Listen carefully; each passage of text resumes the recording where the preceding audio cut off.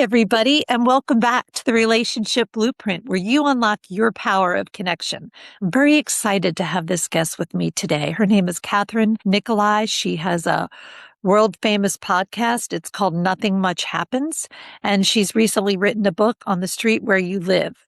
It's all around health and welfare, but circled around sleep.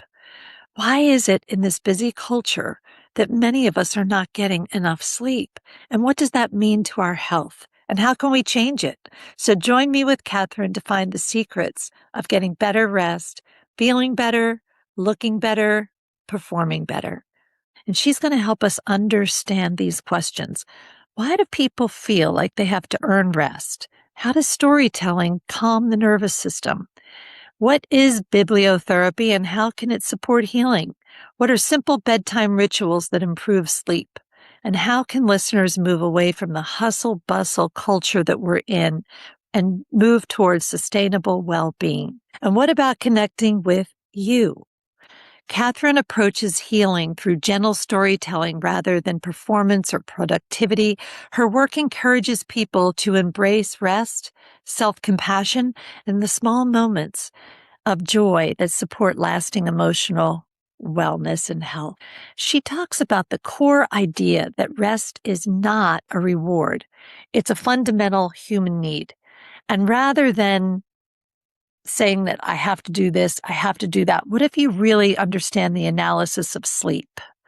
That we could trust ourselves enough to slow down and treat ourselves with compassion and create the conditions for healing and creativity and authentic growth. She's been a yoga and mindfulness teacher. She has 3 podcasts, which she's going to tell us about, and 20 years of experience. So I'm excited to have her on the show today. And Kathryn, I want you to tell our listeners anything that I left out that you want to tell them about you. Thanks so much. Thanks for having me. These are the kind of conversations I really love having.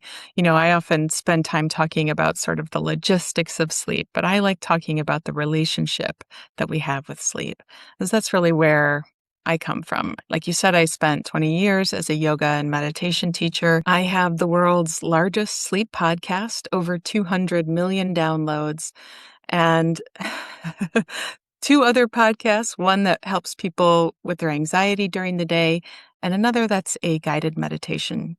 My second book just came out, and I have an app too that people can come to for some community. Wow. So what is the name of your app? It's called The Village of Nothing Much. So many of the stories I tell, they're sort of living in this existing or this overlapping world, and I always think of it like Mr. Rogers' Neighborhood for grown-ups. Wow. I love that. I love that. This is your second book. Yeah. And the title one more time? On the Street Where You Live. There's the Mr. Rogers. And what was the name of your first book? The first book is just called Nothing Much Happens, and it is a collection of bedtime stories, but there's also recipes and meditations and illustrations. It's like, I always say, like, it's the best book to have on your bedside table or like in your guest room, somebody's struggling to sleep, read a story, fall asleep. I love this. I've always struggled with sleep. So when you asked to be on the show, I was thrilled to learn from you today. I'm so excited. Yeah. 'Cause I think it's one of those things that when I'm seeing clients, I always ask about their sleep. And the majority of people, I don't get enough. I don't feel rested when I wake up. I feel pressure at night to fall asleep because I know I have to get up the next day, which only keeps me awake. All these Sure. things that you've heard a million times, right? So sleep shows up so often in a therapy room and certainly impacts people's mood and health. So tell us more about what your calming stories, because I've listened to your podcast and it is really great. Oh, thank you so much. I had the same experience as a yoga teacher that I was always hearing people tell me about their sleep issues and how it impacted their mental health and their physical health. And I kept thinking, like I have like a tool for this because it's something I've been using myself since I was 3 years old. It's one of my earliest memories was telling myself a story to fall asleep. And because of that, I've always been able to sleep. So I kept thinking like I have this sorted out. How do I get this from my brain to you? And that's really how the podcast was born. And because I'd had all those years of experience with it myself, I felt like I had a strong grasp on what those stories should be about, the feeling of them. It's really very atmospheric and about creating mood. And also just spending 20 years as a yoga teacher, I felt like I had so much experience building mood for people so that when they stepped into this space, they would feel safe, they would feel calm, they would feel focused. I felt like I had been practicing for this my whole life. So the stories themselves are often about, very simple, quotidian experiences that everyone can relate to. They're full of sensory information, which just sort of naturally makes you present, and they're repetitive. I tell the story twice, and I go a little slower the second time. And I say that right at the beginning because I think it's important information for the listener, because I feel like as soon as they're told it'll come around again, they feel like they have permission to let go. They don't have anything to keep track of. It's going to come around again. They'll be asleep before it even does. But it just lessens the cognitive load. And I think repetition in itself is comforting. I love that, how you're really calming the whole nervous system by giving Yeah. people permission. That struck me in reading your bio, how Mhm. this is so much around giving ourselves permission, compassion, and you're creating safety to sleep, It's which is really the about opposite of safety. what we do, right? Like, oh my Absolutely. God, I got to get up early tomorrow. And what will happen if I oversleep? So then I don't sleep. Yeah, I know. I feel like, whether it's anxiety around sleep itself or just anxiety from being a human in the world in 2026, a lot of people are getting into bed at night not feeling remotely safe. And yesterday in an interview, somebody asked me, like, what is my definition of the word cozy? Because it comes up so much. And I said, people think it's like a cup of tea and a blanket and a fall day, but coziness is really about safety. It means that you are safe, you're snug, you're tucked in, someone is keeping watch. And even just the feeling of a voice in the background is often something we associate with safety. I think about for how many, hundreds of thousands of years our ancestors wouldn't have slept in complete silence, and they didn't sleep by themselves. They slept in groups, and they would have heard voices in the distance, and those voices would have signaled safety. So whether it's like a memory of being a child and hearing your parents in the other room talk while you fall asleep, or sort of this deeper one written into our DNA, I feel like external noise, when it's done correctly, can really help signal that to us. I love this.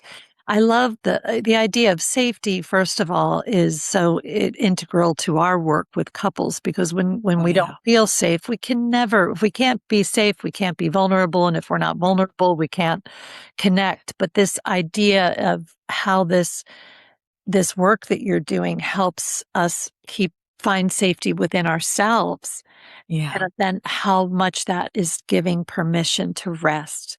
And then you said it so beautifully when you said, if you're alive in 2026 and you're not feeling some sort of anxiety, then I don't know what medication you're on, but Yes. you're Give on some to too me. much.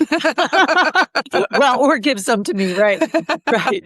So, Yeah. yeah, I think that's such an important part of this. And the other piece that I think is so important for people is, a lot of people my age aren't sleeping. They're waking up at 3 a.m. and I don't want to take a pill. I don't want to do this. I don't want to do that. But the importance of sleep for our health. Can you talk more about that? Yes, it is so foundational. And I want to just say that there is sometimes a stigma around taking medication to sleep. And I want to just break that down and say there is no shame in the medication game. If that's what you need to sleep, you do what you need to sleep, because I would be way more worried about not sleeping than I would about taking a medicine designed for that. So, first, if anybody harbors sort of a shame about that, let's first get your sleep sorted. And then we can even go back and build better habits that might mean at some point you won't need that medication. But the longer you go without sleep, the harder it is going to be for us to get out of this hole. And sometimes you need a boost out. And there's no shame in that.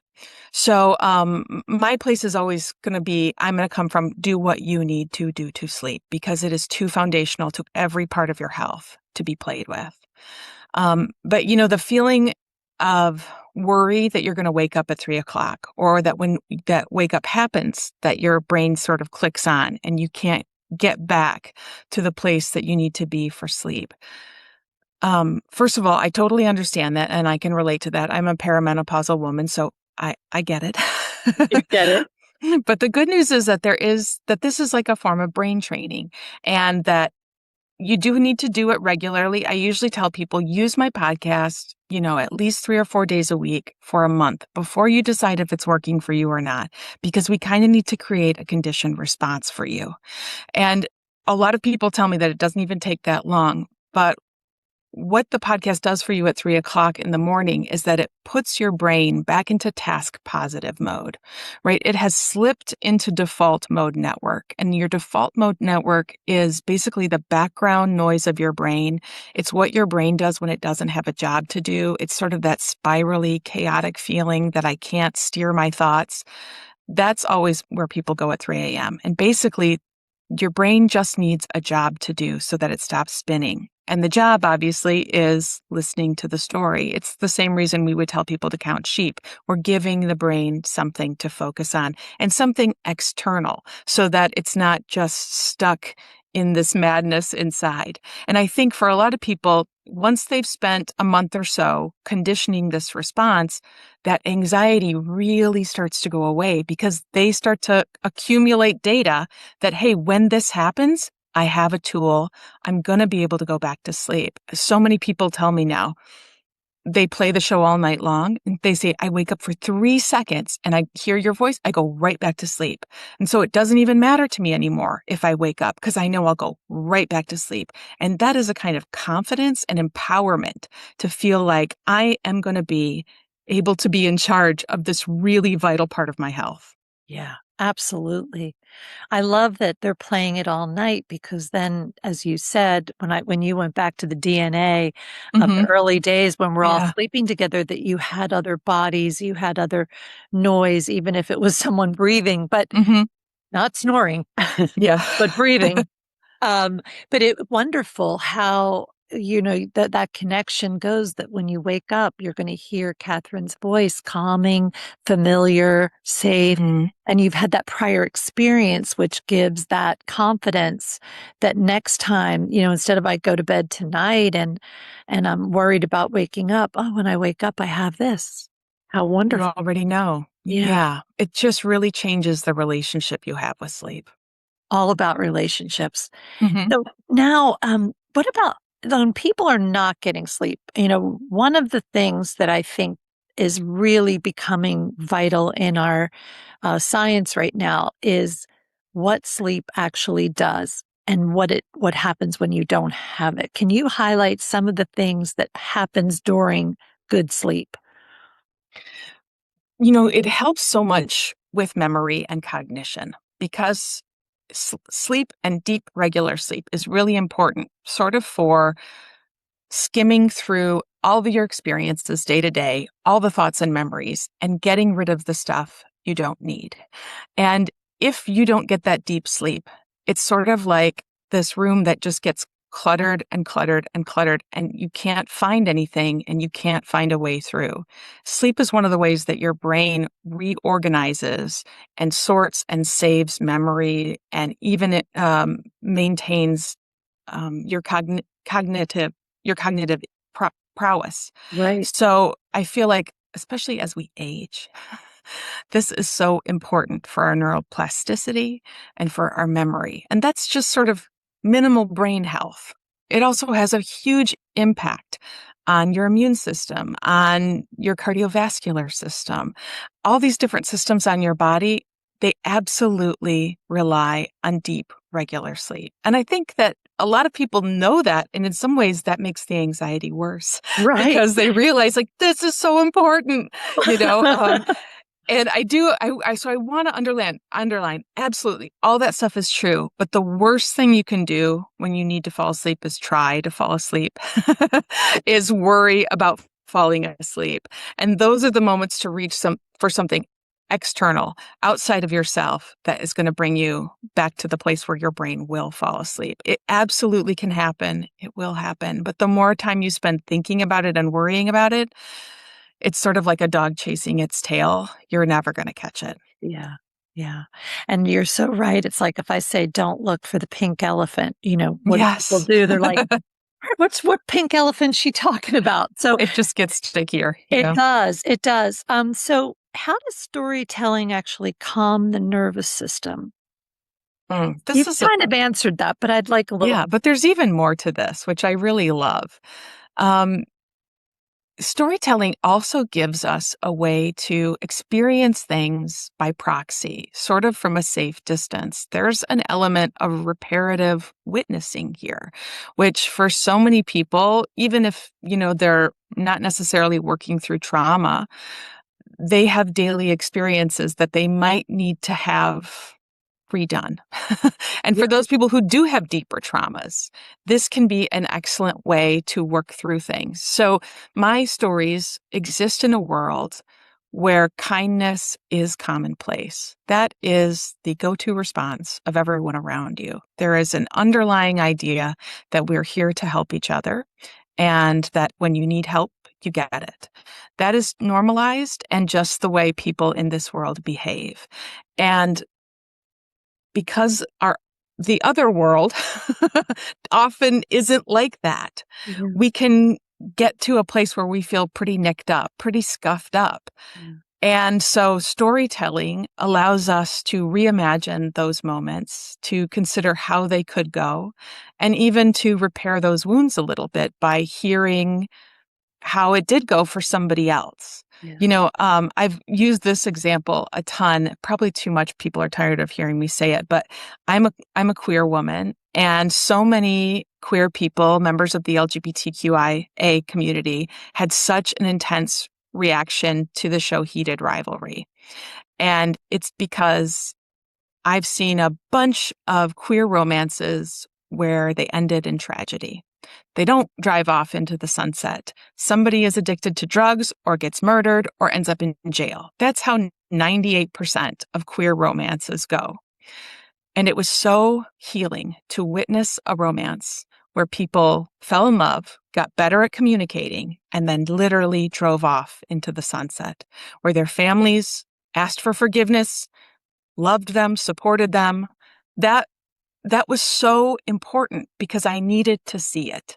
Yeah. And so I feel like that's sort of a big example, but my stories are meant to fill in gaps like that might have happened during the day. Maybe you reached out for help and didn't get it. Well, in the story you're going to hear tonight, this person already had a neighbor reaching out. And it just heals that wound a little bit. It reminds you, okay, the world is actually full of good people. I just bumped into the wrong one today. And that helps soften your nervous system. And it sort of trains you to view the world differently tomorrow.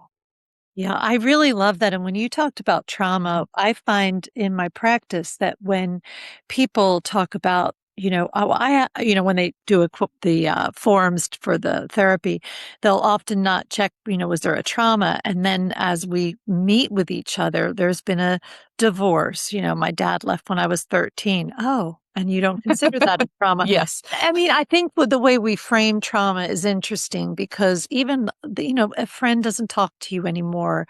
All the things that happen in our lives that are naturally, normal, they can be small T's. Sometimes we think Hmm. of the big T's more of divorce, death, as you said, a relationship that ends. I mean, that it is traumatic. You don't have It to be is. married to suffer. You It's don't. And one of my own therapists said to me once, because I was having sort of this conversation, almost like you feel like you're not worthy to claim the trauma because it's lessening the traumatic experiences other people have gone through. And she just said, "Are you hurting?" yeah, And I was like, "Oh, yes." And she was like, "Okay, yeah, well, that checks the box, babe." And I was like, okay, that really simplified it for me and lets you know, okay, this deserves to be healed. I yes. don't have to win the suffering Olympics to be deserving of treatment and healing. Well, comparative suffering is such a waste of energy. I should be grateful because I'm not living in Iran right now. Yeah. I am grateful that I'm not living in Iran, but it doesn't minimize whatever I'm experiencing internally. That if I got help, like using your podcast to help me sleep or reading one of your books, that I deserve that healing too. And that's the Yeah. compassion piece that I love about your work, this softening Yeah. and inviting that core essence of who we really are inside. We are innately good. Yeah.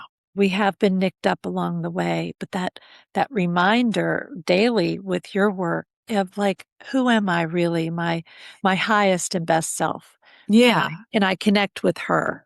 Yeah. And that was, when I wrote this second book, my idea was to kind of demonstrate that that's true of so many of the people in our community, and that you might not see that moment, but if you lived in their head in a quiet moment in an afternoon, you would see the number of kind, compassionate thoughts that passed through it. And you would feel so much closer and more connected and less separate from people. And so that was something that inspired me to write it and made me think, I hope after people read it, they'll sort of think a little bit differently about their own neighbors and about their own community. What a great time for that book to come out. Yes, we need it so badly. And there's so many grassroots organizations right now trying to tap into that goodness. I keep thinking about Minnesota Oh, as you yeah. speak, just this idea that all these people who were inside their houses and living their own lives when the ice Mhm. invaded the community, how all these people that were actually like-minded came out not to maybe protect themselves, but to protect their community, Protect. be a village. Yes. Yeah, Yeah. my brother lives and sister-in-law live in that neighborhood. And, they were so proud of their neighbors who just immediately said, "This is how we're going to organize it. Everybody get whistles, everybody watching who's figuring out who needs medical care, who needs groceries." And, a Minnesota winter, it didn't nothing stopped them. They weren't Nothing. afraid. And it does just make you so incredibly proud. And we need to be reminded You that's know, who we are. it's almost like it's funny, when you say we need to be reminded, I think that's such an important quote because I Yeah. think it's easy to forget with the news and Oh, all of yeah. the barrage of information that we're receiving, and reminding us of who we really are and that it's a practice, really. And Yeah. and your calming stories become the practice. It's not another thing to do because you're going to bed. What else do Yeah. you have to do? I know, and I feel like it's a way that we can kind of combat our negativity bias, right? Because our brains are primed to give way more importance to the scary stuff. So, sometimes people have said, not really an accusing way, but sort of in a dismissive way, that these kind of stories aren't that important. And I said, no, you know, you have to remember that our brains are actually not seeing things as they actually are because they're weighting the scarier as heavy. So when you lift up the positive stuff, you're not wearing rose-colored glasses, you're taking off the gray ones. You're actually seeing reality more like it is. So that is really vital that we do this stuff. It's not gauche and it's not sort of a luxury. It's a No. necessity. Yeah, and the negativity bias that we are wired that way, just to Mhm. realize that, to know that you're not unique, No. that your brain is wired to protect, Yeah. defend, and that is the old brain. That is the part of us, just like we don't have to think about breathing if we're fortunate. Yeah. We don't have to think about that because it's just part of the old brain system. Yeah. And that negativity bias is hardwired that way. So combating it is so Yeah. critical to positive mental health. Yeah. I love that. Um, so bibliotherapy rather. Did a lot of this when I worked with children. Tell me more about that. Yeah, it's, a simple thing that I feel like a lot of people have encountered in a casual way in their life, that they read a book and it heals something in them, or it opens up an idea, or it changes their direction. You know, um, storytelling is sort of this ancient form of medicine that's no matter what continent you grew up on or what century it is practiced in your culture. It is a way to pass down information, to explain the world and how we work with each other. So to me, it's like one of the most basic kinds of therapy that's we've always been using stories. And whether it's actually books or it's, oral histories or however we pass them, it's just the recognition that stories can be medicine. Absolutely. I'm thinking for some reason you're probably too young to remember. Are you there? Are you there? God, it's me, Margaret. Oh no, I read it so much that I was Okay. such a Judy Blume fan. Yeah, because we resonated with the story, we didn't have to feel alone, and that's so Yes. powerful in bibliotherapy. All of a sudden you're reading something, even in, movies, children's movies, that some of those things that we can see in a cartoon that kids could never digest like with real people, but we're connecting. We're like, oh, I've had some of that. I've experienced that. She Yeah. overcame her fear. I can do that too, sort of thing. So it's very, very powerful. And it's sort of that if it's mentionable, it's manageable thing too. When I we, like that. and I feel like that's very much how I felt when I read Are You There, God? It's Me, Margaret. I thought, oh, okay, so we could talk about these things. Oh, Yeah. okay. Well, then we can manage these things. If it's, you just said a great quote. If it's If it's mentionable, mentionable, it's it's manageable. manageable. That's another good book title for you. Okay, I'll write that I down. love that. I love that. So tell us, just for the people listening, what are some of the bedtime rituals that improve sleep? I'm really going to come at this from like the non self optimization side. I'm not going to be the protein bro who tells you, that you need to have your room set at 66 degrees. I mean, that'd be lovely. I live in a 100-year-old house in Michigan and it's 98 degrees today, so that's not happening. But, to me, I feel like the things that make bed easier are obviously the things that make you feel safe. And I always think that if we can make the things that are good for you more pleasurable, you're way more likely to do them. You can only make yourself do stuff you don't like for so long. So when people ask me for a bedtime routine, I think they often want me to say things like, put on your blue light glasses, turn your phone off, do this, do that, make Yeah. sure the room's, that's just not who I am. I'm like, what feels good? I like to put my legs up the wall for 10 minutes and listen to fun music. I read sometimes old books I've read 100 times because I love them and it's a guilty pleasure or whatever. Obviously, that's not real, but you know what I mean? The sort of Yeah. things that people are Yeah. like, what feels good? I have really soft jammies. I do like a very extensive skincare routine that makes me, feel like a princess. And I snuggle with my wife and fall asleep. So to me, it's not high tech. You don't need to be tracking this stuff. In fact, the more you track it, probably the more you're going to feel anxious about it and the less you're going to enjoy it. And you're meant to enjoy your life, even the sleepy parts of it. So I would say to people, what feels good? You like a cup of tea? You like nice music? You like low lights? Do that. I really like that. Do what feels good to you, because Yeah. it's so much as soon as I heard you say what you weren't going to do, which is you need to, Yeah. already I start to feel like, oh, I can't do one more I need can't do one thing. more Like I have thing. one Yeah. more thing I have to do, like before I go to bed. Wow. So yeah, asking yourself what feels good to you, that really Yeah. resonates. I like And that. it comes with some tenderness, right? To be like, hey, girl, it's been a long day. What would feel good right now? I'm Yeah. gonna give you that. That ends your day with so much self-compassion, and we need that. Yeah, I'm not sure if you're familiar with Kristen Neff. Hmm. Oh Love yeah, her, but this she's wonderful. idea of self-compassion, I wonder, I'm guessing that you've had many people in your yoga classes and on your podcast that say, I have trouble receiving.